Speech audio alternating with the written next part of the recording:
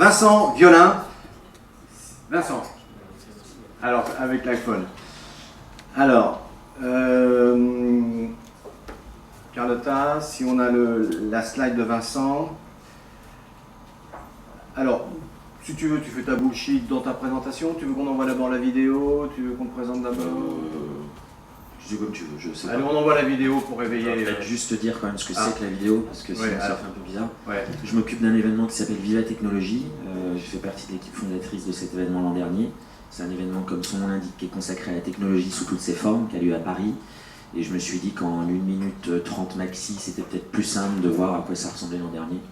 Et après, j'ai réfléchi un tout petit peu à ce que j'allais dire. Merci Olivier de ton invitation.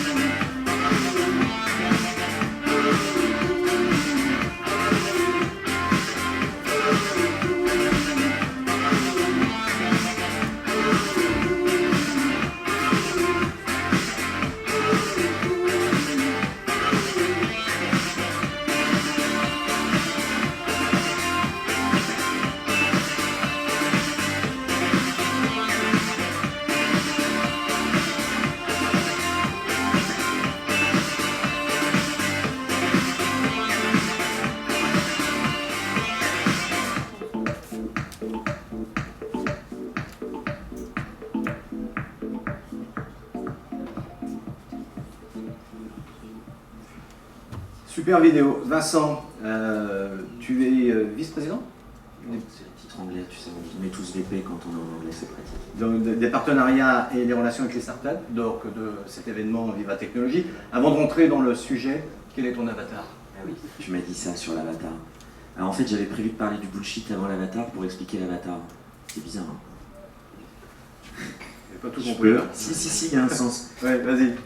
J'explique. En fait, j'écoutais les différentes prises de parole sur bullshit et l'inverse du bullshit. Et moi, j'ai un exemple qui est entre les deux, parce que comme moi, je m'occupe énormément de start-up, etc., j'aime bien citer au début de mes interventions une antiquité du web qui s'appelle Hotmail. Oui, aujourd'hui, ça Hotmail. fait bizarre quand quelqu'un qui se charge des start-up parle de Hotmail dans un événement, parce qu'on se dit, c'est plus le truc qui est vraiment très à la mode. Cela dit, il y a 15 ans, un peu plus de 15 ans, ça a été vraiment le premier webmail, le premier système de mail qui a véritablement fonctionné. Et pour fonctionner, Hotmail avait une obsession, c'était évidemment que les gens utilisent Hotmail plutôt qu'un autre qui commençait à se développer. Bon, aujourd'hui, on connaît tous plutôt Gmail. Et la question que je pose souvent dans ces cas-là, qui me semble être au croisement bullshit, pas bullshit, il y a un autre exemple après que j'aimerais citer, c'est pourquoi Hotmail a fonctionné. Je ne sais pas si quelqu'un sait qu'est-ce qui a fait décoller de manière vertigineuse Hotmail. Le mot hot. Alors bien sûr, Hot moins que MSN qui a effectivement très bien marché. C'est une idée un peu farfelue mais absolument géniale qu'ont eu les créateurs de Hotmail. C'est qu'ils remarquaient que les campagnes de com qu'ils faisaient, parce qu'ils ont eu une idée que tout le monde a et qu'on fait tous, hein, faire une campagne de com, c'est coûteux, et la diffusion était relativement lente. Et pour ceux qui ont utilisé Hotmail, ils s'en souviennent peut-être, en fait l'idée qu'ils ont eu un jour, c'est de dire voilà, le mail c'est encore nouveau, les gens ont du mal à se l'accaparer, il faut quelque chose qui leur donne envie de passer de mail en mail. Et en fait, ils ont incrusté à la fin de l'email, de chaque email, PS I love you. Et ceux qui ont utilisé Hotmail s'en souviennent sûrement, effectivement, pendant plus d'1 an, il y avait tout le temps PS I love you, et ça a cartonné. C'est pour dire que, franchement, avoir une bonne idée en innovation, c'est pas une recette construite, on voit bien que c'est vraiment quelque chose qui émerge du fait d'itérer, de regarder en permanence ce qui se passe, d'essayer de craquer un point quand ça ne fonctionne pas, et de le faire quasiment sur une base quotidienne. Voilà. Donc mon avatar, c'est plutôt un souhait. Un souhait. Ça serait d'être Hotmail, c'est-à-dire une start-up qui a grandi et qui a une idée innovante, originale et qui lui a permis de fonctionner. Ben, I love you aussi. Si Vincent, je te dis, l'immobilier est un grand consommateur de BIM, de réalité virtuelle, de big data, d'open data, de blockchain, de digital et numérique, de robots, intelligence artificielle, sensors, capteurs, etc., IoT, ça veut dire qu'on aurait ta place chez toi? Oui, bien sûr. Alors peut-être un mot, je vais me permettre, de Viva Technologies. Oui. Viva Technologies, je vais essayer de le résumer en quelques mots simples. C'est une initiative donc, qui a été construite l'an dernier, en juin, à Paris, par le groupe Publicis et le groupe Les Échos, via LVMH, mais qui s'est fédéré autour de tout l'écosystème entrepreneurial, d'abord en France, et puis maintenant on est très souvent en Europe et dans le monde pour essayer d'aller chercher les startups. Et effectivement, c'est un salon global, vous l'avez vu dans les quelques chiffres qu'on a montrés, 45 000 personnes l'an dernier, sur les 50 000 m² de la porte de Versailles, le hall 1, 5 000 startups, beaucoup de CEO, on en a vu quelques-uns dans la vidéo, avec la volonté d'incarner la technologie dans 4 dimensions. Pour ça je dis simple, on va essayer de voir juste ces 4 dimensions-là. La première qui m'a semblé peut-être, c'est pour ça que je la cite en premier, la plus pertinente de ce que j'ai entendu ce matin, c'est ce qu'on appelle les labs, qui est un mot que j'ai coché dans le bingo et qui a déjà été prononcé ce matin, effectivement. L'idée fondatrice de Vivatech, contrairement effectivement au CES, qui est notre modèle, je disais c'est vraiment un immense salon d'une très très grande qualité, ou du Web Summit, ou Slush, pour ceux qui connaissent, qui sont d'autres événements européens consacrés à la tech, c'est de faire collaborer les grands groupes et les startups. C'est un point de vue qu'on a assumé tout de suite. Il est un peu clivant, parfois ça fait encore débat, et c'est une discussion que j'ai très souvent dans l'écosystème, et c'est normal, mais c'est un point de vue qu'on a assumé. Nous, on pense qu'on n'est pas l'Angleterre, qu'on n'est pas les États-Unis, donc ça veut dire quoi? On a moins de VC, on a moins d'investisseurs, mais on a des grands groupes. Et ces grands groupes sont une chance pour les startups, pour peu qu'on l'utilise correctement. Cette année, à Vivatech, ça va répondre à une partie de la question, il y aura 20 labs, c'est des espaces de 500 m². Et moi, je passe mon temps, avec mes équipes, évidemment, à sourcer des startups pour collaborer avec ces grands groupes. Ces grands groupes sont sur toutes les verticalités. On a LVMH sur le luxe, on a Orange sur les telcos, on a un certain nombre d'autres groupes sur différentes verticales, mais effectivement, la Smart City est présente au travers d'un partenaire qui est Cisco. Alors, il y a d'autres partenaires, parce que je veux préciser tout de suite que Wigimo, par exemple, va participer à Viva Technologies cette année. Construction, tout à fait. Et sera présent au travers aussi d'un espace consacré à la ville intelligente. Mais en fait, si j'ai cité Cisco en 1, c'est que la Smart City y est traitée de manière très transverse. Et on a une plateforme qui s'appelle vivatechnologie.com, vous pouvez aller voir, il y a des challenges. Et ça, c'est aussi un des traits caractéristiques de Vivatech, c'est d'avoir essayé de faire émerger dans ces groupes avec qui on est partenaire des problématiques pour lesquelles les startups ont des réponses. Cisco, par exemple, je les ai entendus en fait ce matin, c'est ça qui est top. C'est vraiment comment on recrée un espace plus intelligent dans l'espace de travail. Et je précise aussi que WeWork, par exemple, sera là. Donc c'est bien parce que ça fédère aussi de la plus petite start-up au très grand groupe en passant par des choses qui sont un peu hybrides. Parce que WeWork, on ne sait pas très bien où le situer dans cette chaîne de valeur-là. L'espace de travail intelligent, le mall, l'espace commercial, j'ai entendu aussi cette question, comment le réinventer. Ça, c'est par exemple de problématiques de Cisco. Mais plus généralement, je re-regardais les challenges avant de venir, c'est-à-dire ces problématiques posées par les groupes. Je pense qu'il y a des problématiques qui sont maintenant horizontales, qui sont plus seulement dans l'IMO ou seulement dans une autre verticale. RATP, par exemple, ils ont des questions sur les flux intelligents, comment on compte les gens dans les espaces. C'est une problématique qui est valable aussi dans des espaces qu'on va construire, qui sont à construire, d'accord? Et que, effectivement, un partenaire comme Cisco peut se poser, mais que d'autres partenaires peuvent se poser aussi, etc., etc. Je vous invite, ou sinon on en discutera individuellement, ça me ferait plaisir, à voir ces différentes problématiques qui se posent dans ces différents secteurs, et particulièrement, effectivement, s'agissant de la Smart City. Pour le reste, j'ai dit qu'il y avait 4 piliers. Évidemment, il y a des conférences, donc on parlera aussi de la ville intelligente et du changement de l'immobilier à Viva Technologies. Il y a aussi un espace Accelerate, c'est-à-dire comment on fait pour que ces startups aillent plus vite, et par exemple WeWork, sa communauté, c'est là qu'elle sera présente. Et puis il y a enfin le Hall of Tech. Alors là, c'est tous les robots et autres drones, ils ont été cités déjà ce matin, que vous avez vus. Airbus, j'ai entendu, je ne connaissais même pas cette vidéo, donc c'était super, est partenaire de Vivatech et viendra aussi, alors j'espère avec une version encore plus, voilà. Mais je ne sais pas, il y aura peut-être une petite contrainte, on parlait de contraintes, des contraintes techniques et légales, mais on travaillera sur l'aérospace avec un très beau pool de startups qu'on est en train de sourcer dans le monde entier pour travailler avec eux sur Vivatech. Et l'an dernier, par exemple, on a eu la première fois en Europe la Google Car, donc on espère avoir cette année une vingtaine d'innovations comme ça, qui, comme dans cet exemple de vidéo, sera pour la première fois à Viva Technologies. Merci Vincent. Alors l'idée, alors il y a déjà quelque chose que je voudrais voir, c'est il y a souvent, ce sont les startups qui pitchent et qui expliquent ce qu'elles peuvent apporter. On a longuement échangé, Vincent et moi, je voulais prendre l'idée à l'envers. Je veux dire, finalement, nous, le monde de l'immobilier, on a aussi des choses à demander aux startups pour qu'elles aillent plus vite. Parce qu'on a déjà ces expériences d'accompagnement avec notamment ce qui peut fonctionner, ce qui ne fonctionne pas. Et donc, on pourrait demander à toutes les startups de Vivatech ce que le monde de l'immobilier attend d'elles. Voilà. Est-ce que c'est quelque chose d'envisageable l'idée, ça serait aussi de faire un club au moment de Vivatech, en sachant que nous, on est pauvres. Voilà. Bon, ça, on est dans une négociation commerciale. Je veux dire, bravo pour la négo commerciale en direct, parce que c'est très dur ensuite de dire non, tu sais, c'est pas possible. Bon, mais est-ce que finalement, c'est pas aussi au grand groupe de dire aux startups, mais voilà ce qu'on attend de vous? Est-ce qu'on ne peut pas inverser cette façon de dialoguer avec la startup? Je ne ferais vraiment pas pour te... Mais c'est vraiment une des questions les plus pertinentes qu'on m'ait posées sur l'événement, sincèrement. Parce que c'est exactement le but. Je ne dis pas qu'on y est arrivé en année 1, mais c'est exactement le but qu'on a. On peut demander l'avis avant que tu... Oui, bien sûr. Anne, par exemple, qui... Non, mais Anne, tu as une grande expérience là-dessus. C'est là-dessus qu'on a fait un premier atelier. Garde le micro, Vincent. C'était quoi la question? Excuse-moi, je t'en prie. C'était, est-ce que finalement, c'est pas à l'immobilier d'aller au-delà des startups et de dire voilà ce qu'on attend de vous aujourd'hui et pas finalement toujours les pitchs et que les startups expliquent ce qu'elles peuvent apporter en fonction de l'expérience qu'on a déjà depuis 2-3 ans. Est-ce qu'on ne peut pas faire avancer plus vite le schmilblick? Voilà. Ben, en sachant qu'on utilise des tas de choses dans la technique. Ça rejoint ce que disait tout à l'heure Guillaume Villemot sur les besoins clients en fait, et les problématiques qu'on a à craquer.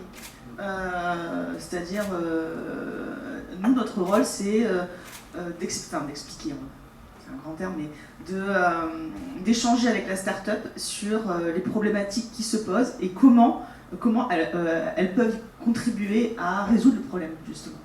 Et c'est pas effectivement d'avoir un listing, enfin des concours de start-up à tout va.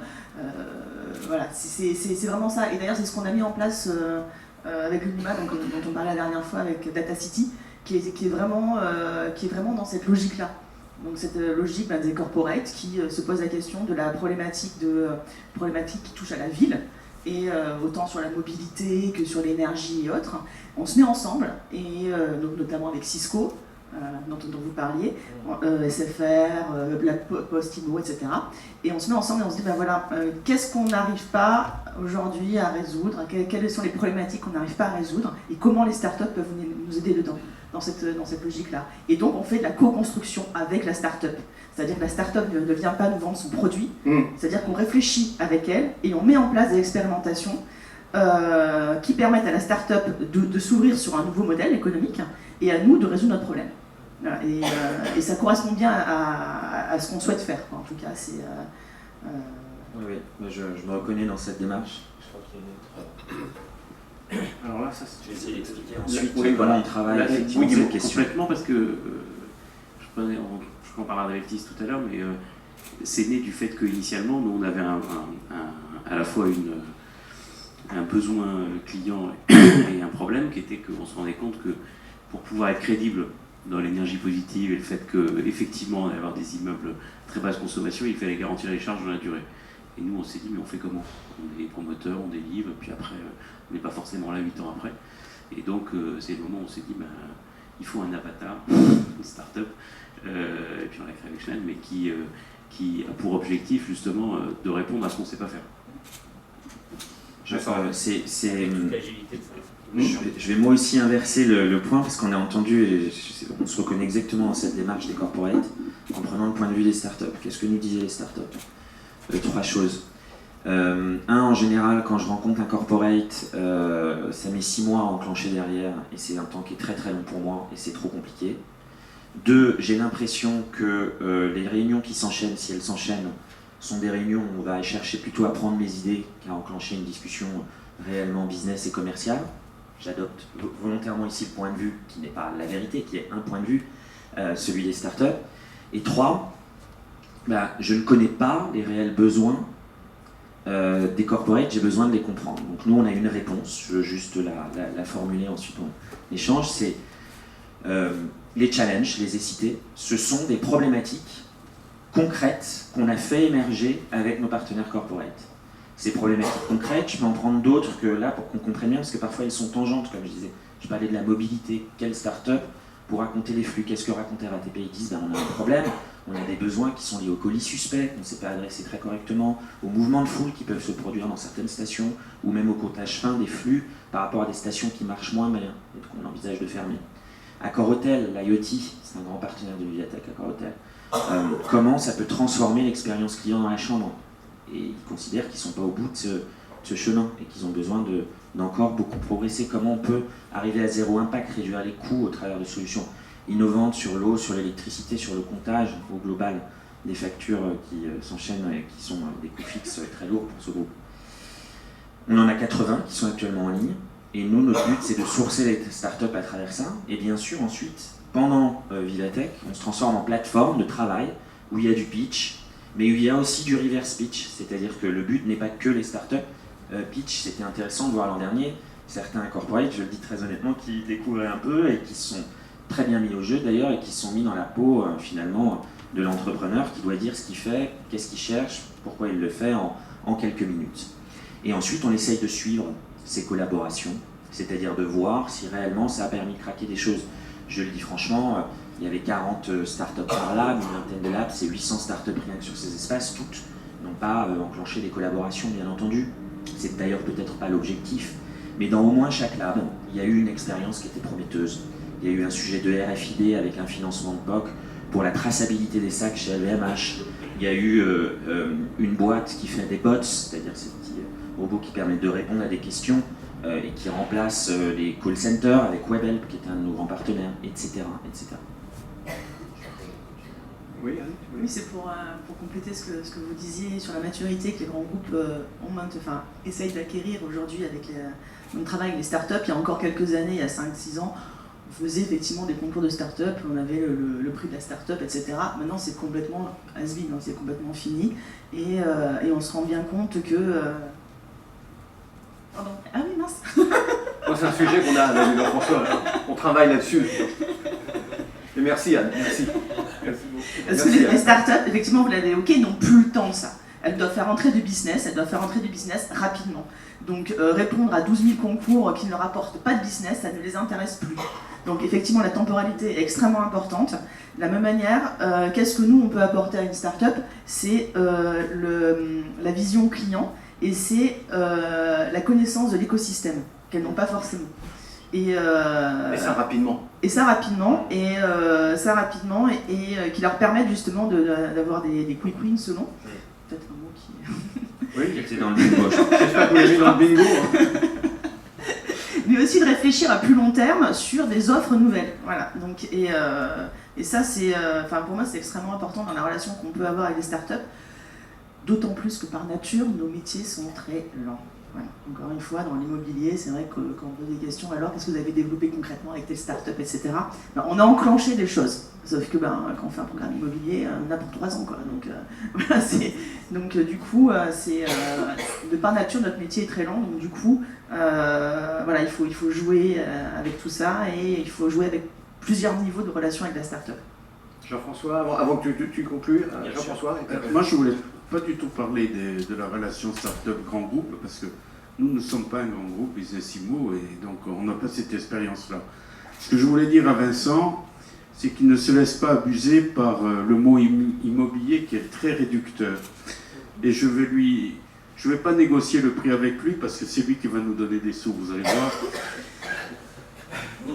Je t'avais dit qu'il fallait négocier avec moi. Je te l'avais dit, tu m'as dit j'ai pas le temps, je suis en Israël. Tu vas voir quand tu vas voir le Corse, tu vas voir. Non, mais très sérieusement, immobilier serait très réducteur par rapport à la vision qu'on peut avoir de tous nos métiers, de l'ensemble de nos métiers. Nous intervenons sur la fabrication de la ville. La fabrication de la ville, c'est l'ensemble des solutions, des problèmes, des sujets qui nous préoccupent en tant que citoyens, en tant qu'hommes, en tant que femmes, en tant que jeunes, en tant que personnes âgées, en tant que politiques, en tant qu'entrepreneurs, en tant que salariés, etc., etc. C'est-à-dire l'immobilier, c'est tout. L'immobilier, ce sont des voitures qui volent, ce sont des immeubles de logement, des hôtels, des commerces. Le sujet des commerces, c'est un sujet de la vie de tous les jours, où on compte ceux qui vont dans les centres commerciaux, où on étudie leur mode de consommation, etc. Le bureau, c'est pareil. La logistique, je veux dire, quand on parle d'Amazon, on oublie qu'il y a des entrepôts derrière. Eh bien, les entrepôts, ce sont les gens de l'immobilier qui les construisent. Donc il y a une richesse dans le club Innovation Immobilier qui est une richesse auquel on ne doit pas, on ne peut pas échapper, et nous serions très heureux de contribuer au succès de la prochaine session Viva Technologie. Voilà. En tout cas, on porte notre candidature et on est prêt à en discuter très sérieusement. Non mais bien sûr. Et attends Vincent, parce que J'ai juste pour dire, c'est pour ça que j'ai cité les différents partenaires, parce qu'effectivement c'est très transverse. Et alors, chose étonnante, je ne sais pas si tu as parlé de Business Immo, parce que là tu as parlé du club, mais Business Immo est aussi le relais pour aller chercher les startups de l'immobilier. Hein, ça, parce que c'est un... Quand on lui aura présenté Business Immo, il ne pourra pas dire non. Voilà. Allez, une dernière intervention et on laisse la conclusion, Vincent. Oui, donc Karine Robert, Ogic, c'est la première fois que je viens, donc je Bah. réagis un peu à chaud. Bravo. Alors moi, je suis directrice générale des grands projets des innovations chez Ogic, un petit promoteur, le gars aux personnes qui sont présentes. Qu'est-ce que je veux dire? Oui, mon métier, je dis effectivement, je pourrais réagir à ce que vous disiez. En fait, je suis promoteur urbain, tout simplement. Promoteur, c'est l'impulsion, la créativité, donc c'est aussi simple que ça, évidemment urbain, puisque mon métier, la nature de mon métier, c'est l'urbanisme. Et du coup, effectivement, par rapport à Vivatech, etc., où vous mettez en relation des grands groupes avec des startups, il y a aussi l'autre approche, parce que Anne et puis d'autres de mes collègues citaient donc l'approche client, bien sûr, et le client, c'est aussi la ville. Donc la ville, aujourd'hui, effectivement, je dirais il y a plusieurs approches, cette approche-là, et puis aussi l'approche que souhaite la ville, que souhaite le territoire sur lequel on travaille. Un exemple à Nanterre, une consultation, un concours que vous connaissez sans doute sur les Grous, le quartier des Grous à Nanterre, on nous dit comprenez l'esprit des Grous. Bon, okay. L'esprit des Grous, c'est des activités économiques finalement présentes sur le secteur. Et on est venu accompagner une société que vous connaissez forcément qui s'appelle Impulse Partner, il travaille beaucoup avec nous tous, qui vient simplement faire un Fab Lab parce qu'en fait il faut répondre à la question du bas carbone, il faut tester notamment le bois et des nouveaux matériaux, donc autant avoir je dirais bien un lieu pour pouvoir tester ces matériaux, puisque de toute façon à terme il faut faire 600 000 m². Et donc nous petits promoteurs, si on fait 30, 40, 50 000 m² là-dedans, eh bien on devient aussi un utilisateur de cette entreprise start-up qui va venir s'implanter. Donc c'est ce cercle vertueux qui me paraît effectivement intéressant, et de répondre à notre client qui est la collectivité. Vincent, merci beaucoup. Oui, je suis ravi de ces interventions, parce que j'ai l'impression que c'est toujours le risque, c'est d'essayer de faire passer un message, la manière dont on essaye de travailler, donc j'étais ravi de pouvoir vous le présenter.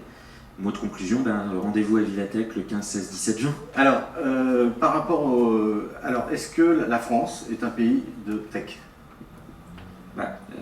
Ou est-ce que, alors d'abord, toutes les startups sont françaises ou pas? Non, non, vraiment pas.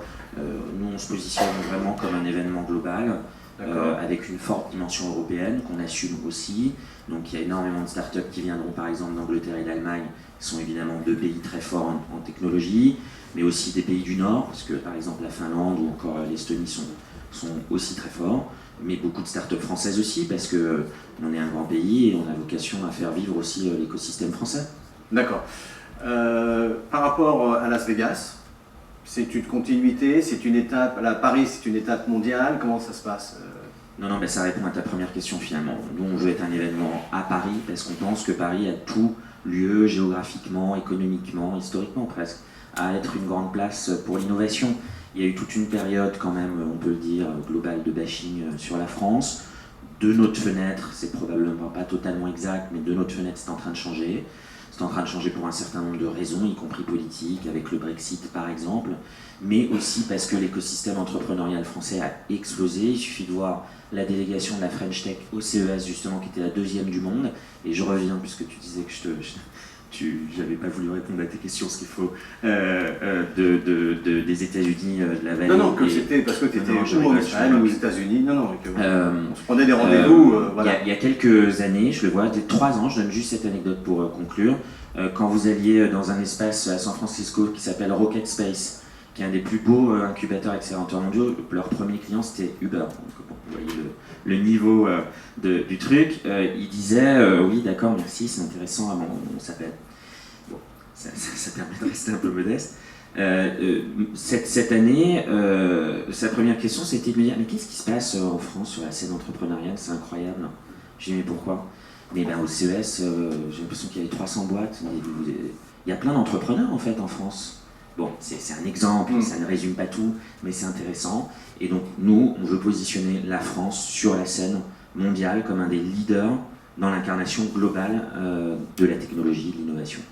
Au niveau des startups, parce que je crois que tu as une autre activité que ce que tu fais sur Vivatech, non? En ce moment, comment on Oui. dit, mais parfois un peu, oui. Ça D'accord. Taux de réussite d'une startup, taux de mortalité. On parlait de bullshit, enfin, il y a forcément un chiffre, mais j'aime pas trop ce type de Alors, choses. qu'est-ce que c'est qu'une startup aujourd'hui? Qu'est-ce que c'est qu'une startup aujourd'hui? C'est évident qu'une startup, son taux d'attrition ou de mortalité, il est très élevé, c'est dans son ADN. C'est dans d'accord. D'accord. Bon, alors une définition classique qu'on va retenir, c'est dire ça va être moins de 7 ans et qui va plus vite que son marché, beaucoup plus vite que son marché si possible. Retenez ça. Une croissance, Qui va beaucoup plus vite que son marché. une croissance forte, Voilà. mais pas n'importe On comment. ne le retrouve pas dans les médias. Hein. Une startup, qui va beaucoup plus vite que son marché.